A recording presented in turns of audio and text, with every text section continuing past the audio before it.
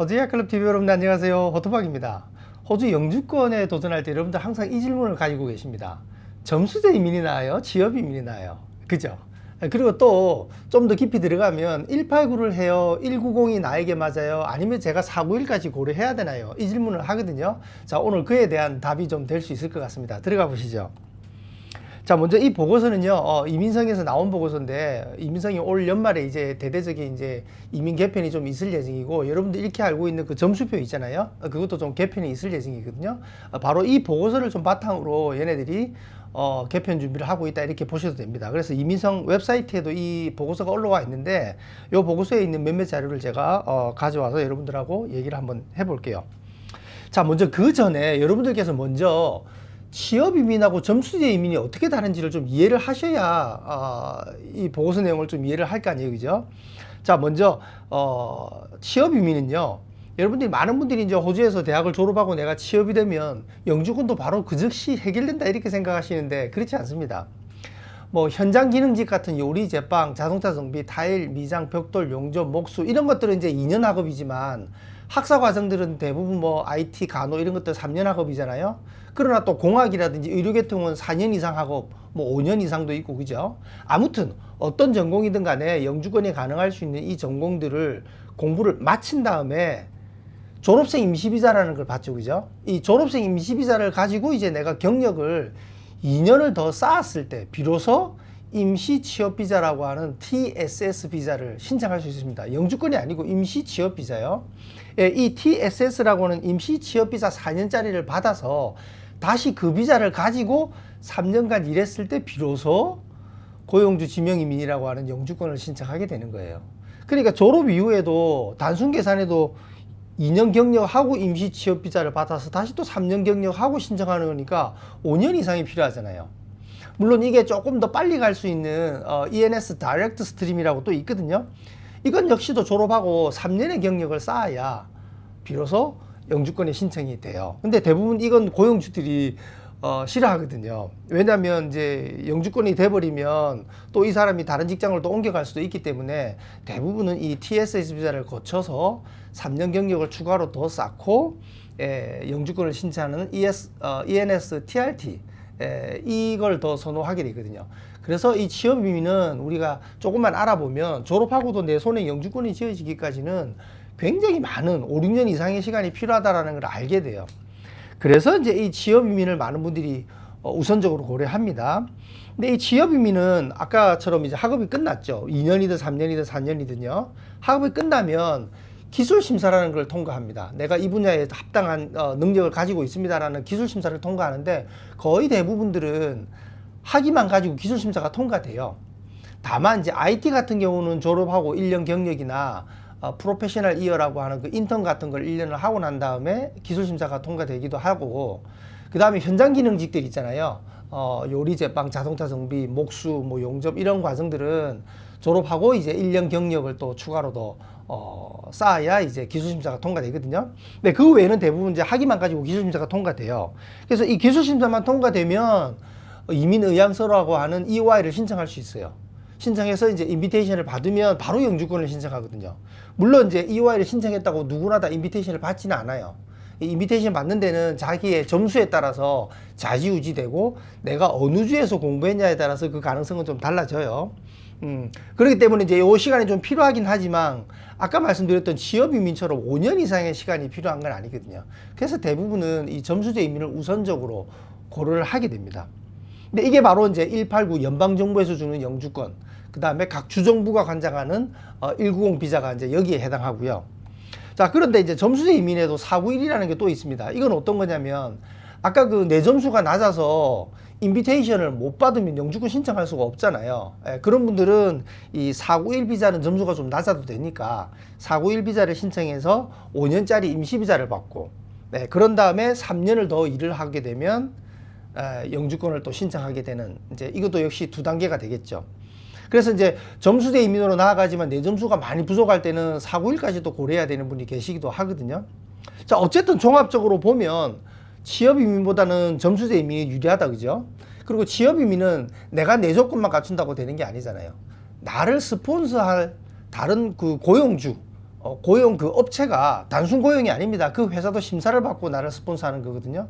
그걸 찾는 게 훨씬 더 또 내가 내 조건 갖추는 것보다 그게 더 훨씬 더 까다로우니까 취업 이민으로 많이 나아가게 되는데, 자, 이걸 한번 보십시오. 호주 이민성이 매년 이제 그 쿼터를 정해 놓잖아요. 19만 5천 개 정도 이렇게 쿼터를 정해 놓는데, 그 안에는 이제 가족을 통한 뭐 배우자, 뭐 결혼을 통한 영주권도 있고 동반 자녀를 통한 또 영주권을 주기도 하잖아요. 그래서 가족 스트림이 있고, 그 다음에 뭐 인도적인 차원의 스트림이 또 있기도 한데, 뭐 이건 사실은 이렇게 뭐 2만 개 정도 이렇게 잡아놨어도 이걸 다 또 호주 정부가 이렇게 혜택을 주지는 않는 경우도 있더라고요. 아무튼 오늘 우리가 얘기하는 이 기술 이민, 스킬드라고 하는 이 기술 이민 안에 취업 이민이라고 이제 점수제 이민이 나눠져 있는데, 제일 위에 보시면 employer sponsora고 돼 있는 게 이제 취업 이민입니다. 이게 이제 지난 회계연도는 3만 5천 개 정도 됐는데 올해 살짝 증가를 하죠. 3만 6,800개로 증가하고요. 그 다음에 이제 스킬드 인디펜던트가 이제 189예요. 이게 이제 3만 2천 개에서 살짝 줄었죠. 3만 개 정도로.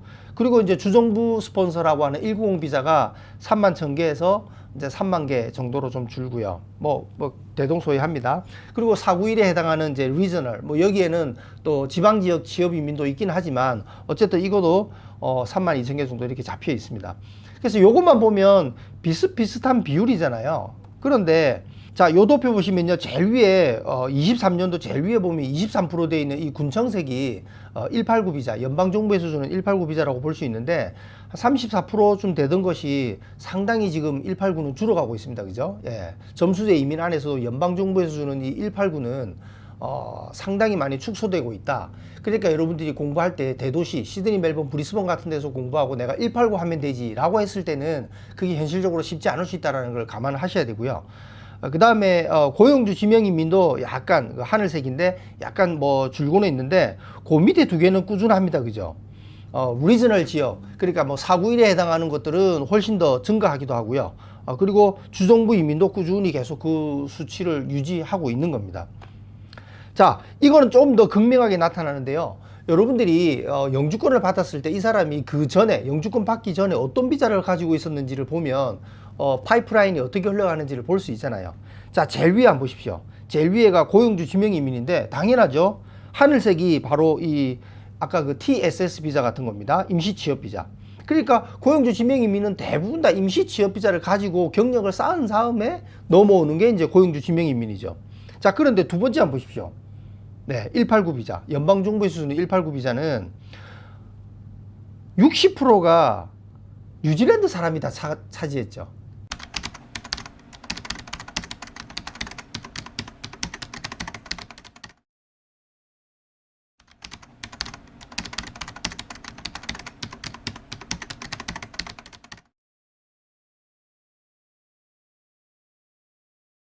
그 밑에 190 보십시오. 네, 190은 당연하죠. 대부분 학생비자, 졸업비자 가지고 있던 사람들이 짙은 파란색이거든요.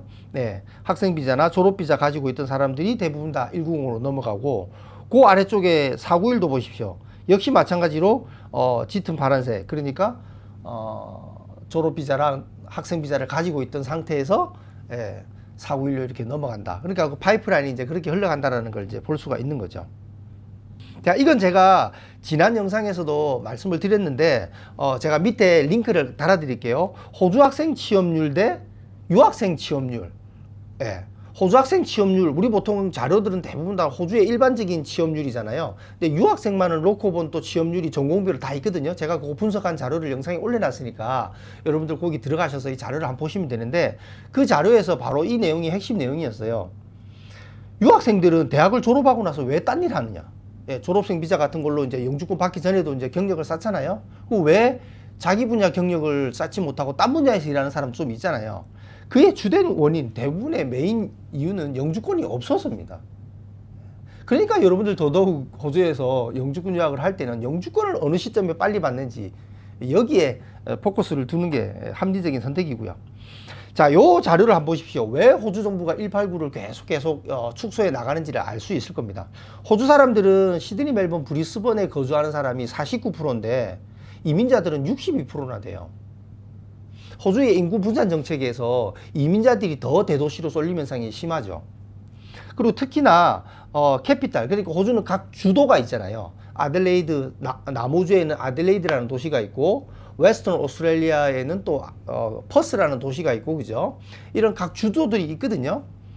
이 주도들 말고도 지방에 다양한 도시들이 있는데, 그 지방의 다양한 도시들에서 호주 사람들은 여전히 34% 정도는 거주를 하는데 이민자들은 14%밖에 안 되는 거예요. 그래서 이 20%의 갭을 호주 정부가 어떻게 줄일 것인가가 호주 정부가 안고 있는 숙제란 말이죠. 이걸 줄이려면 어떻게 됩니까? 189를 줄여야죠. 189를 줄여야죠. 시드니, 멜번, 브리스번에서도 공부하고 내가 189로 나아가겠다라고 하는 거는 호주 정책하고는 반대 방향이라는 것을 여러분들 이해를 조금 하실 필요가 있으세요. OECD 국가들의 중위 연령 인구 비교인데요. 네, 이거 한번 보시면요. 네, 뭐 일본이 고령 사회라는 거 잘 아시죠? 그러나 한국도 만만치 않습니다. 이게 2018년이랑 2025년을 예상한 건데 2025년이면 그 어떤 OECD 국가보다 한국이 가장 나이가 많은 국가가 되거든요. 네, 그런데 좌측에 호주 한번 보십시오. 네, 가장 젊은 국가예요. 지금 2018년하고 2050년에도 거의 변화가 없어요. 네, 그게 호주의 뭐 여러 가지 제가 호주가 자원부국이라고 하는 영상도 제가 올려드렸는데 그것도 제가 밑에 링크 달아 놓을게요. 한번 보십시오. 호주가 왜 부자 국가인가 라는 이유가 거기에 나오거든요. 거기에도 언급되어 있지만 또 이 인구 분포에서도 호주는 앞으로도 계속 지속 가능한 그런 국가가 아닌가 이렇게 생각이 듭니다. 자, 여러분들이 유학을 올 때 왜 호주를 선택했죠? 예, 캐나다도 있고 영국도 있고 또 미국도 있는데 호주를 선택한 이유는 다 비슷할 겁니다. 안전한 사회고 또 호주의 교육 시스템이 비교적 또 평이 국제사회로부터 평이 좋고요. 그리고 일할 수 있다는 거, 학업하면서 내가 일을 해서 충분히 내 생활비 정도로 충당된다는 게 또 호주 유학의 가장 또 메리트 중에 하나가 아닌가 싶은데, 밑에 보라색 한번 보십시오. 네, 영주권의 가능성이 있다라는 것이 대다수의 호주 유학을 선택하는 사람들의 70% 정도는 이걸 바라보고 있는 거예요. 그런데 제가 이제 15년 넘게 이 일을 하다 보면요, 영주권에 관심 없이 순수하게 학위 목적으로 공부한 사람도 있거든요. 그들이 한 30% 정도는 돼요. 근데 그들조차도 졸업이 다가오면, 호주 대학 졸업이 다가오면 다가올수록 호주에서 그 자기가 전공했던 그 전문 분야에 취업을 하고 싶어져요. 근데 여러분들 앞에 자료를 보셨잖아요. 영주권이 해결돼야만 그 전문 분야로 취업을 하는 겁니다. 호주에서 실컷 대학 공부를 하고 내가 카페 알바하려고 그 수많은 시간과 자금을 투자한 건 아니잖아요. 내가 전공했던 그 전공 분야에 취업을 하려고 하는 거잖아요. 그걸 하려면 영주권이 선행돼야 된다는 겁니다. 영주권 하면 내가 뼈를 묻고 영원히 이제 호주에 살겠다 이렇게 인식 안 하셔도 돼요.